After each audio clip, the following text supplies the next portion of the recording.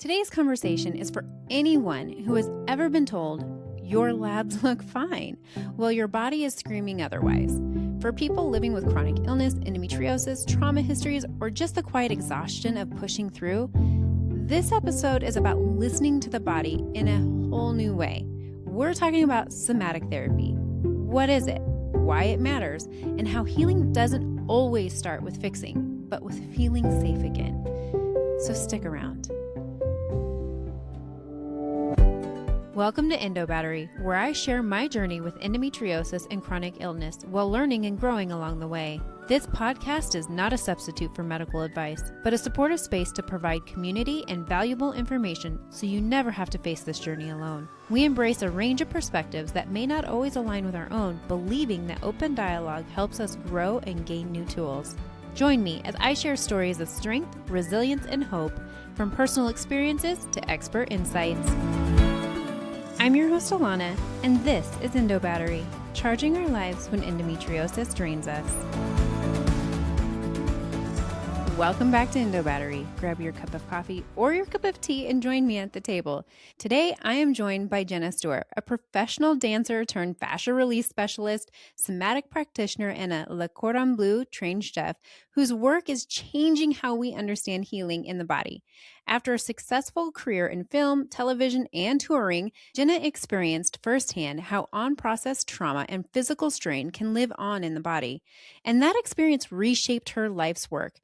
Today, she supports high-functioning individuals in regulating their nervous systems, restoring mobility, and reconnecting with their vitality through somatic movement, fascial release, and mindful nourishment. At the core of her work is a powerful reminder that so many of us need to hear. The body already knows how to heal when we learn how to listen. So grab that cup of coffee or tea and help me in welcoming Jenna Stewart to the table. Thank you, Jenna, so much for sitting down with me today. It's an honor and a privilege to have you sit with us and take the time because I know you're so busy. So thank you for doing that. I love it. I love it. I love talking healing, everything healing. Yes. And before we get started, what is your go-to drink order for the day? My go-to drink order? Well, I have become savvy to this renewed chagachino, and it's all the essential mushrooms and cognitive and immunity support. And it's the taste of it is unbelievable. You just put a scoop in your coffee of powder, and it's monk fruit. So it's no artificial sweeteners and no added sugar. It's just a monk fruit. But that's my new go-to. And it's kind of funny because I can't not go anywhere without it. So I've got my travel packets. I've got my little jar at home. So now I've got my boyfriend on it. We're always like, chugachino, meet you in the cafe, chugachino. We call our kitchen the cafe. And it's fun to say. I know. Well, I was traveling a couple weekends ago and I brought my big bag, which had been open, and it went through TSA and it got flagged. And I'm like, why is it being flagged? And he goes, well, it resembles gunpowder because it was open. So it had remnants of powder on it. And I said, it's a coffee supplement. And he said, I don't have the authority to let you go through. We have to get an expert up here. I'm like, an expert for a coffee supplement? In comes explosives expert to test on a little piece of paper with all his droppers. So it was 30 minutes in TSA, barely got on our flight. It was like, oh my God, my chugachino supplement is like starting the trip off really bad. I was like, I was in my mind when you said that, I thought it was like the mushrooms in it. It was the monk fruit. That's funny. Yeah, good to know. Nothing to do with mushrooms. And I said, there's no hallucinogenic. He said, no, it's not that. It's the energy of the powder that shows up as like the fineness, the texture of it, or the grade of powder. It showed up as gunpowder. So interesting. Christine at TSA. That's an interesting fact. I'm just gonna chill today with my regular old coffee because I didn't have a cup today. So here we are, gonna have one cup of coffee just because it's my comfort drink more than anything else. Yeah, me too. Today. Well, Jenna, with that in mind, you've talked about healing and it being something that you really are passionate about and the way that you treat your body, can you just give us a brief synopsis of who you are, what you do, and then we'll go from there? Absolutely. I started as a professional dancer at 16. So I went through a gamut of, you know, pulled muscles, torn ligaments, herniated L4, L5 on a dance scholarship when I was 22. I was told I was supposed to have surgery. I went through doctors, medication, pills. I've been through ablations, epidurals. I've had 2 carpal tunnel surgeries on my hands. I had a neck issue that really took me into somatic healing because I went to every pain specialist I could possibly get my hands on. And I was in so much pain, they were injecting like Botox into my neck to try to just give me some relief. I was suicidal at that point because I would wake up in the morning and it was like being in a nightmare day after day after day. I was in so much pain. And I just thought there has to be something else. I can't keep putting chemicals in my body and, doctors that tell me things that probably aren't true, like, do this, do that, and you do it and nothing happens. And I was trained in myofascial reliefs many, many years ago because I wanted to help my stomach. I had a cesarean with my daughter. And as a dancer, my core was everything. And that's why my back was weak. And so I found this woman, got trained in myofascial release. So when I had this neck issue, I thought, you know what? I'm already versed in all these healing techniques. Why am I not using them? I was a health coach. I was doing more so weight loss, and I'm a trained chef. So that had been my health coaching for a long time. And then this issue came up with me, and I thought, I have to be my best client. And I dove into somatic healing. I was working with therapists here in LA with sexual trauma, trauma release, psychotherapy, evocative therapy. A doctor and I created a podcast called The Sex Matters. We talked about healing with trauma from rape to heartbreak, accidents, car accidents, surgeries that, never felt like they healed, internal IBS. I mean, you name it, we talked about it. And what I found and what I find with most of my clients is dysregulated nervous system will be the death of you. If you don't learn how to regulate your nervous system, you will cause tremendous illness in your body. And I agree with you. I think the medical industry is necessary for certain things, but our bodies are so capable of healing so much emotionally and physically. And we don't understand the tools that we were given at birth to heal our body. Right. And it's been a fascinating journey for myself because I'm so emotionally and physically regulated that when stuff comes up for me that would send someone off, into a spiral, I'm able to just go, I can do this. I have the tools to do this. Mm-hmm. And that's why I started doing somatic coaching and trauma release. And, I've been through it and Right. I know the capabilities of the body. I've studied with some really tremendously intelligent and forward thinking pioneers of somatic healing. Right. And it just clicked for me. And now I have no pain. When I feel pain or I feel stress or I feel anxiety, any of those things, I use the tools that I have and I can bring myself back immediately. Yeah. And it's just been overwhelming. So I have this urge to help people. Yeah.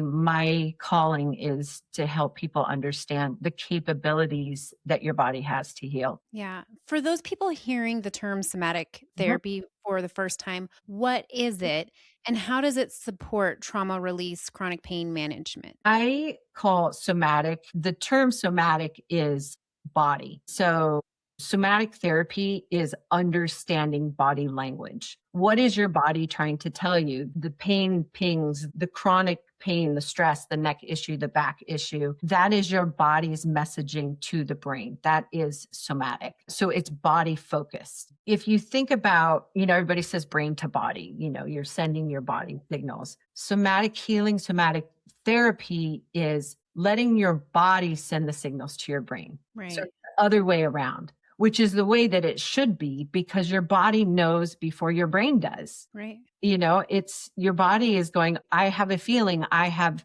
my intuition, all the things that people think are out here in the ether. It's like, no, it really does exist in there. And it Yeah. will tell your brain before you even realize it. But most people's brains will shut it down. I'm okay. I don't need to feel this. I can get over it. I can overthink it. But the body has to process emotions. It has to process anger, sadness, grief, guilt, joy, excitement, love. And we tend to shut it down, whether Mhm. it's good or bad, because if it's good, we're afraid that it's not going to last very long and something bad will happen. So we don't let our body fully process it. If it's bad, it's hard to feel it. We don't want to feel angry. We don't want to feel sad. We don't feel heartbroken. We don't want to feel grief. But in order for the body not to store it as emotional or physical chronic pain, we have to let it process. We have to go, okay, I am really sad. What does sadness feels like? Feel it in your body. Where do you feel it? And then have the tools to release it, which is somatic movement, body movement, breath work. I teach havening now, which is, a holding, a tapping, great for people that have tremendous anxiety and panic attacks. It brings your body into the present moment, and it allows you to regulate so that your body goes, I'm safe. Like, I'm not in fight or flight. I'm actually safe. Everything is okay right now. And that's what we're missing right now. We're Yeah. missing that tool of just clicking. How do I regulate? What are my tools that work best for me? And then allowing the body to feel safe so that it can release those emotions. Yeah. Well, and it's hard when we feel like our bodies have failed us, especially with endometriosis. And because it's not a linear progression of things, we often do feel like it's failing us and the pain is getting worse. And sometimes it's communicating something to us even more. Mhm. And so I think just for these people in the chronic illness space, for someone with endometriosis who feels betrayed by their bodies, how do you begin to rebuild that trust? That's a really good question. It is like going to the gym. It really is. Like, you've got to set time aside to listen to your body, whether it be with a coach or a somatic healer, learning how to listen. If Yeah. I have gut issues, I just think, oh, I'm eating the wrong thing, or it's predisposed, or it's because I have this or I have this. Well, it could be from something that happened as a child that was Mhm. never fully processed, parental programming, abusive household, that is now stuck in there. So then think, life goes on. You have all these other things compounding in the gut where that initial like, ugh, happened. And now we're building on it. It was Mhm. never allowed to release. I think that when it comes to the first steps of healing, it's knowing how to listen to your body, how to tap in. I start every session with my clients with a body scan, and we go through the entire body and we attach emotions to it. So if Mhm. something comes up for someone, someone with endometriosis, they can probably locate it pretty quickly. And Mhm. then we're looking into, what does it feel like? Can you attach an emotion there? What does that emotion feel like? And let it be there. Right. Let your body process it. And then we go through breath work with audible exhales, really deep, like primal, tribal audible exhales, because vibration will break up that trauma, especially with myofascial release. When you have an injury or when you hold trauma, it will find a place. So if endometriosis is the main issue and then a breakup happens, that endometriosis the symptoms will be heightened, because Mhm. something outside that is stressful to the body that we're not processing properly is going to find the weak spot in the body, and it's going to cause it to become worse. Mm. So it's almost like, they talk about pain signaling and it being like, you cut your leg one time Mhm. and it heals, but then you go back and you scrape your leg there. It's not a cut, but it feels like it's cut again. Like it's like that wiring in your brain that tells you, uh-oh, something is hurting you again. Same thing. It's like that pattern. Is it common for people to feel like an emotional release, like crying or exhaustion when they first start somatic work? Yes. Okay. Specific instance, I have a client who had it was a disruptive childhood. It was an abusive, like emotionally abusive childhood. And when we started to really get into like deeper work with her and childhood memories, she said she felt like there was a rock in her throat and Mm. she couldn't get past it. And so tears and, a lot of people don't like to cry Right. because it's scary and they're like, I don't want to cry. I don't want to cry. But crying is healing. Right. So she having this thing, she didn't know she was going to throw up. She couldn't breathe.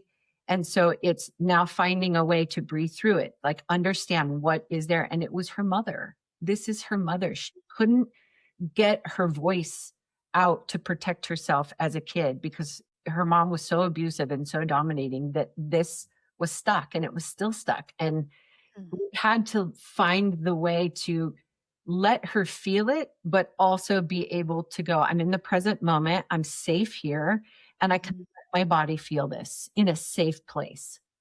Yeah. And that is how healing begins, is you're scanning the body, you're finding where does a memory come up? Where does a traumatic moment come up? And then understanding why it's there and what emotion is there. And now let's move it. And it Yeah. doesn't happen in one session. A lot of people, things are so suppressed, especially sexual trauma. Some people don't even know that it's there. Mm. And Yeah. you have to like really sit in it and do some really deep work. But to kind of cap your question on how do people start to heal, it has to be like a want, a real want. Mm. When your mind says like, I want to lose weight. Well, you can try here and there and, maybe, and then you're like, whoops, it didn't work, whatever. But healing is no, I am going to heal this. I am going to make the choice to do this for myself and commit to it because Right. it's hard for people. It is really hard to pull up past feelings or stored trauma. The body is just trying to protect us. We're constantly in fight or flight. And I would imagine that endometriosis has a lot to do with that, is people who are not processing past trauma. The body is just so tight and constriction and all the organs are constricted that the body's not allowing itself to heal. It's not allowing it to do its job because the brain's going, no, you stay tight. You got to protect me. Yeah. How is this different from just doing stretching and yoga? And, because I'm sure people are thinking, well, I can just be calm, be within myself and do yoga. How is this different? Is it addressing it more like head on? It's almost like a hypnotic state of visualization. So you have to learn how to go into your body and be in your body because we can float like a meditation. It's so hard to meditate. People have thoughts like, I can't meditate because it's just, I can't be quiet. And then I have all these thoughts, all these things. But a body meditation, a body scan is actually going in and feeling the tip of my right big toe Mm. can feel my right big toe right now. And then we move through every toe, the ball of your foot, the arch of your foot, the heel of your foot. We get up into the hip and the womb. And that's where a lot of people go, yeah, there it is for women. A lot, Interesting. a lot. And that could be just from having a child, natural childbirth or cesarean section. Their Yeah. womb has held so much trauma from childbirth, but we go, oh, it's natural and it's fine. You heal and everything's good. And you have another child. Well, the trauma that your body goes through to deliver a child, let alone be cut open and a child pulled out while you're numb, Right. the body never got to process that. Number one, because it was, an epidural was given, or, I would say probably the best, or the women who don't experience a lot of trauma in the womb are women that have natural childbirth in a water bath. Hmm. Body is allowing them to feel the things that all the natural components are there. The body is processing Right. properly. Interesting. You talked about one of the huge misunderstandings is that healing comes from the outside. And this is powerful because many of the people listening, I'm sure, have been through surgeries, medications, dismissal, and internalized the idea that they're the problem. Right. Like this is my problem. I'm the one causing this. And we do hear this a lot. It's like, well, if you hadn't have eaten this food, or if you hadn't done this, if you'd taken care of yourself, if you'd done X, Y, and Z. So we hear this all the time. And that in and of itself causes a lot of trauma for us.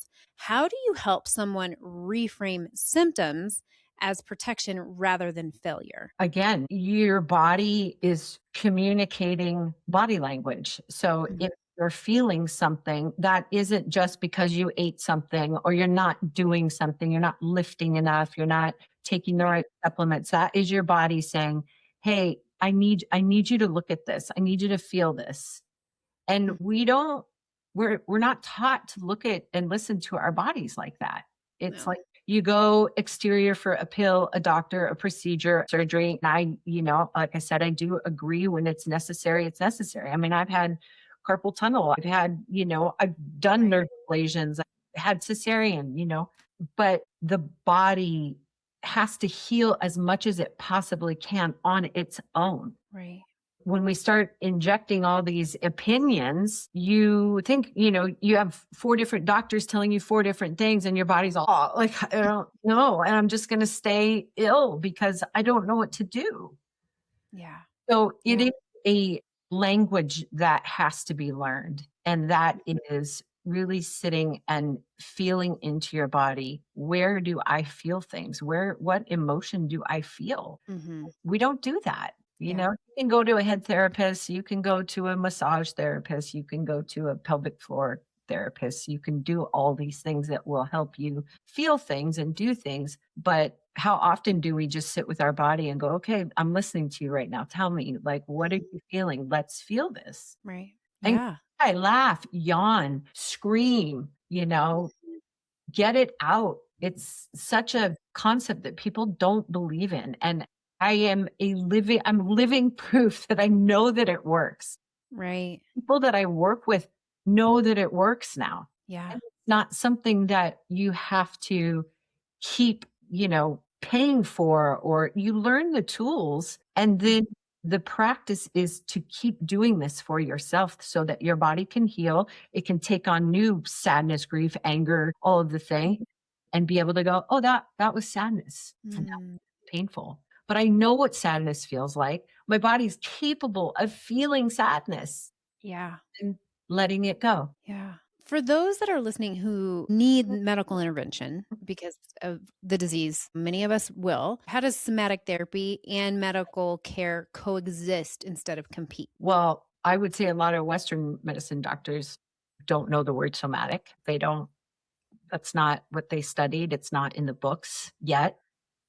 Right. But what I would suggest to someone who is wanting natural healing and then wanting like a real doctor for a real condition that needs attention is Hmm. to work with the two independently and see what's happening naturally while options are coming about for, a surgery or a procedure that could help, that has Yeah. been proven to help certain conditions. But the problem is that we look to doctors to tell us what's happening in our bodies. Mm. We're not listening to our bodies. We're letting someone else tell us. Mm. And so the healing part is, yes, I can bring someone in and help them understand that, they may need a surgery. But let's get your body to a regulated place so that when it goes into surgery, it can heal properly. It can be in a place where it's not so wound up that now you have more trauma from surgery and now Mhm. your body is in worse shape than it was. You know, how many times you hear people have had one, two, three back surgeries and they still have back problems Right.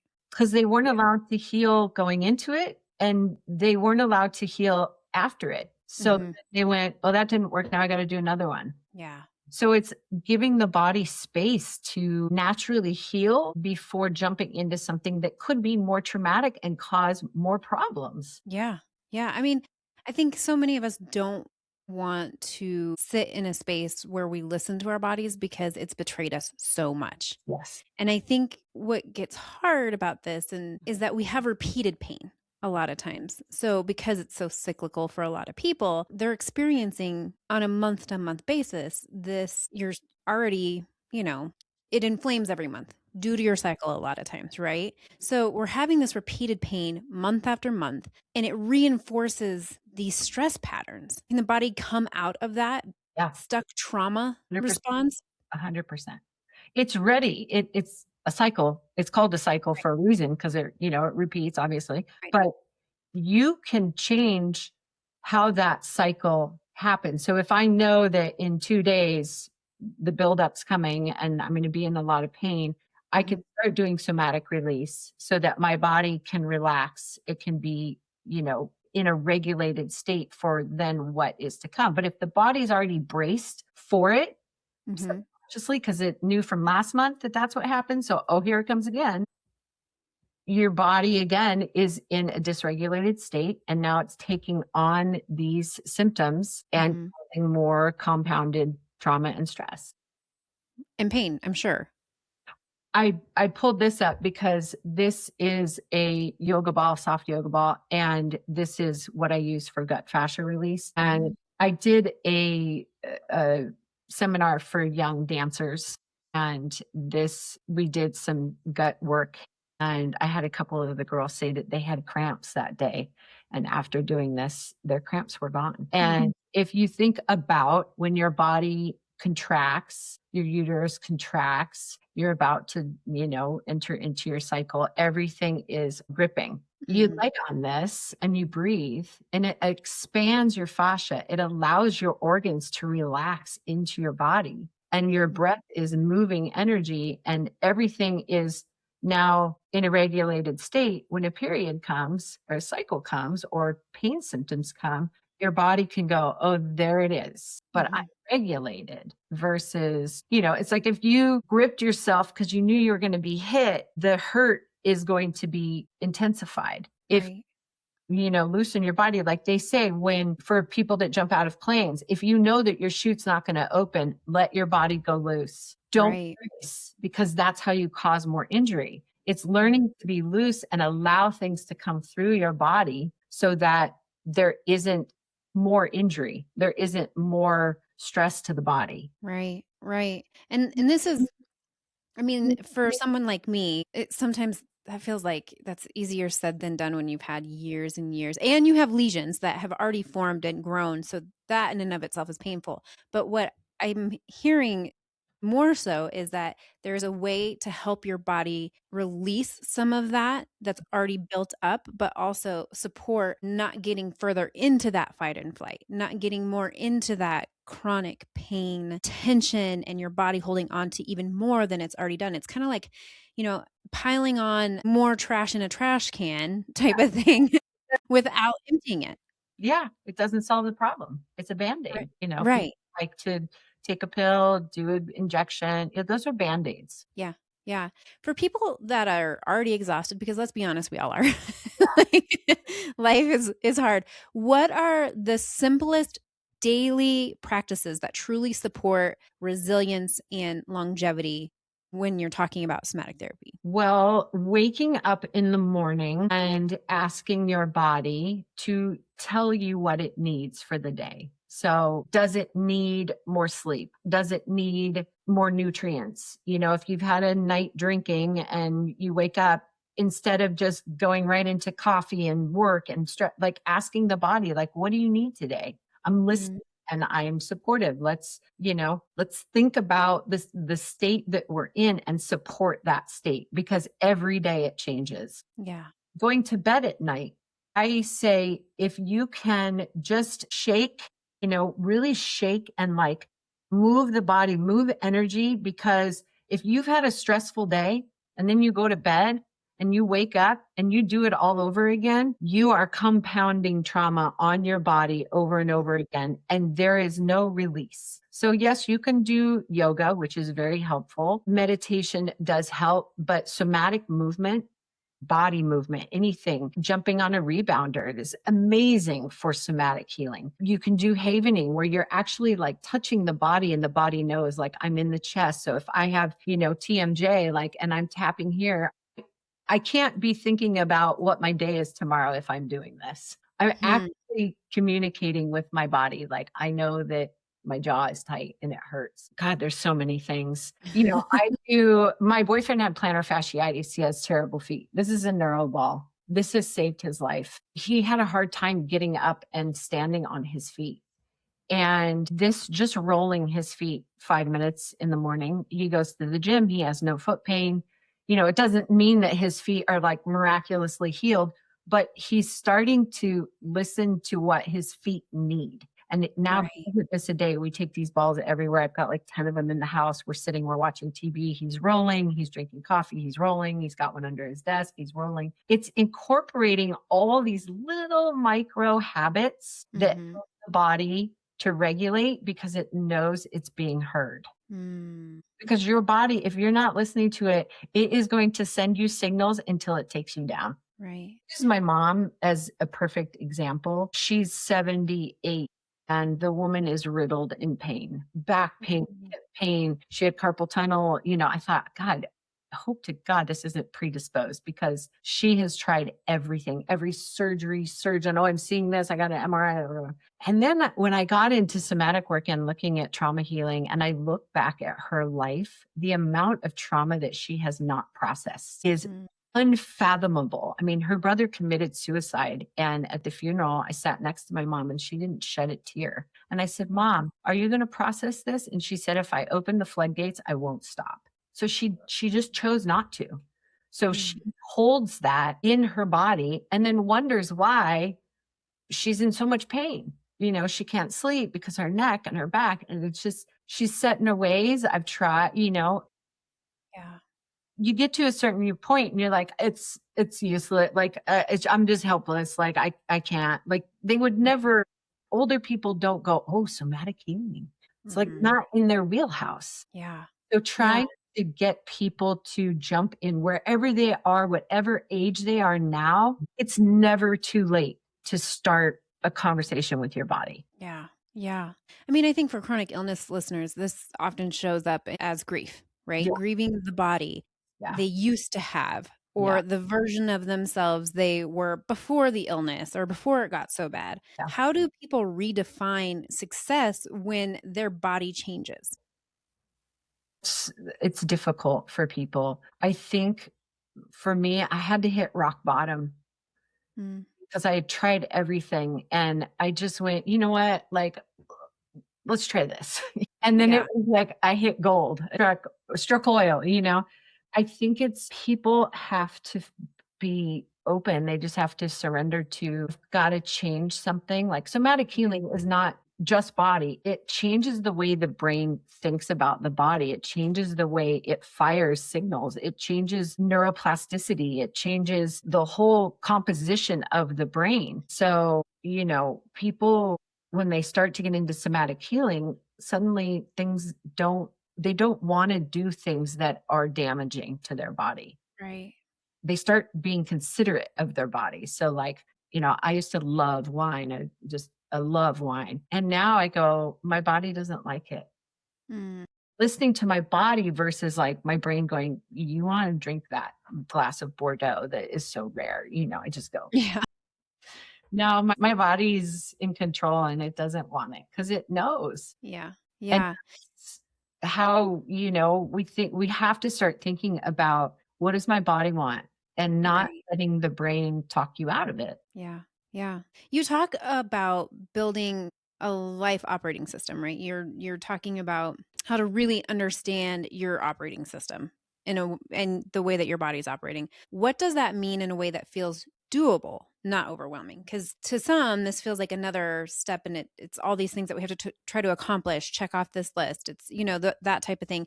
Can we make it doable where it's not overwhelming and causing more stress? If you think about like a basic plan. So a life operating system is emotional, physical, financial. And you can start with little changes that are non-negotiables. So, for me, like the wine that's a non-negotiable for me. I won't drink a bottle of wine because I know it's good wine. I just go, that's a non-negotiable. I don't do those things anymore because I know that my body it's going to react negatively. Financial stuff. I don't blow money on things that don't bring me joy. That is Right. one thing. Like, does this pair of very expensive glasses, do they bring me joy? Are they going to really make my life different? No. And then my brain started to get into like minimalist thinking. Like, Mm, does that work for me? And then suddenly my finances are, different, and I'm able yeah. to invest and buy a house. And it's like a life operating system is really writing down boundaries for yourself, and Mm, what you will do and what you won't do, and then abiding by your own rules. And it's right. really important in the emotional context of your life is personal boundaries around your relationships. What will you tolerate in a relationship? What will you tolerate in a relationship at work, your coworkers, your boss, your parents? Yeah. A lot of people, it's just got shit coming at them all the time. And then Yep. think about what that does to your gut. Yep. And then Absolutely. if you have any sort of condition, pre-existing condition, and now you're letting people dump their emotions and feelings on you, Hmm. is that a system that works? No. Right. And Yeah. so little micro changes in like really looking at emotional, physical, and financial. What's my bar? What Hmm. non-negotiables for myself right now. They don't have to be big ones. Just and then every year, like I do a life audit with my clients, like, okay, it's the beginning of the year. Let's audit emotional, physical, financial. And what's a new layer that we can put on on what we've done in the past to now look at getting even better health wise, emotional wise, Right. relationship wise, financially. We just kind of cruise through life and go, oh, I'm in a lot of pain and I have a shitty relationship. And, that's not a life operating system. That is fight or flight, survival, disease, you name it, it's there. Yeah. I mean, there's so much to unpack with it because I mean, we can unpack even more than this. But one, a lot of us are overachievers and like to ignore pain because we don't want to give up on the daily life that it could, you know, affect. Yeah. And so, if there is one red flag that you see for those high achiever people that they should stop and reassess, what is a red flag that you would say that would first pop up? Lack of sleep, Interesting. insomnia, like, Hmm. or, you know, I only sleep 3 hours. I'm fine. No, you are not. You are Yeah. telling yourself a lie. And your body is exhausted and you are burning out. Injury, if you are prone to injury, that's a big one because I see a lot of people who don't sleep have a Yeah. lot of injury because they're floating up in their brain just trying to get through the day because they Right. haven't slept. And now they've rolled their ankle, they've gotten into a car accident, um, they've cut their finger, like anything. Lack of sleep is really a big one. Interesting. That would have not probably been the first one that I ever would have thought of, but that does make a lot of sense for sure. Talk a lot about food being an issue for endometriosis. We've talked about this before with the gut. You were talking about IBS from a nutritional standpoint, because we're conscious of like how trauma has formed around what we've eaten Mhm. and what nutritional support helps the emotional resilience. It's different for everyone. I do believe in blood type eating Okay. as someone who has, like, for me, I have an O blood type. I crave iron. I am anemic if I don't eat meat, and that's a huge problem for me. So understanding your blood type and what works with your blood type is really important. But, a lot of people are like, "Oh, I don't care," But if Right. you want to get better, if you want your body to, optimize energy and and be, sustainable, that's really important. Hydration. Mm. You know, I mean, it kills me that, like, we never thought of bottled water or carrying water around with us when we were kids. It was like you drink out of a hose and, "Oh, I'm thirsty, I'll have a Coke or I'll have a glass of milk." It's like, "What?" And, a lot of people still to this day, it's like, "Have you drank water today?" Like, "No." They go straight to coffee in the morning. They're not hydrating. Um and think all your cells are like shriveling up and now you have stress coming at you. So you're like, okay, I'm Right. dehydrated, I'm hungry, I'm tired. You see the Yeah. vicious cycle of just like, but again, those are little micro, that is a life operating system. I go to bed at this Right. time. I turn my phone off at this time. I drink, a large glass of water as soon as I wake up. But those are not hard things to start with. Yeah. And they will make huge, changes. Yeah, absolutely. I mean, there's so much that we could unpack. I mean, I feel like we are just touching the surface on so much of this. So much of this. But if there's one thing that you could tell someone that is living in a chronic illness body, especially on their hardest days, what would it be? That it's not a sentence. Yeah. This is not how you have to live. That, Yeah. the body can heal. And, Yeah. a lot of chronic pain is emotionally related. It's not Mhm. because you're physically doing something that's causing you pain, or you're not exercising enough, or it is usually trauma that has caused emotional pain, and it has found a place in the body, and now it is chronic pain. So Right. that's where it has to start. And that's really, it's hard for people, but they don't want to bring up emotional stuff. But Yeah. that is where the body starts to heal. Yeah. Well, and I think, a lot of us in the endometriosis space here, it's all in, not all in your head or whatever, but you haven't dealt with the trauma and the pain. And I think that there might be elements of truth to that. It can't be a scapegoat completely for everyone that has severe disease, especially deep infiltrating disease, but it could be a tool for a lot of people to heal parts that haven't been dealt with, maybe alleviating some of these symptoms and pains Right. that you're dealing with on a consistent basis. Not saying that you don't have any pain, but this is such a great way for people to have an extra tool in their tool belt to be able to identify what is really hurting versus it's just trauma response pain, Mhm. where everything hurts. It's radiating pain. I can't tell one way or the other because this is what it's felt like my whole life. And so, what you're talking about and what I'm hearing is that this is a way for us to help our bodies heal while also identifying other ways that it needs more attention. Mhm. Yeah. And that's allowing us the space to do so. Right.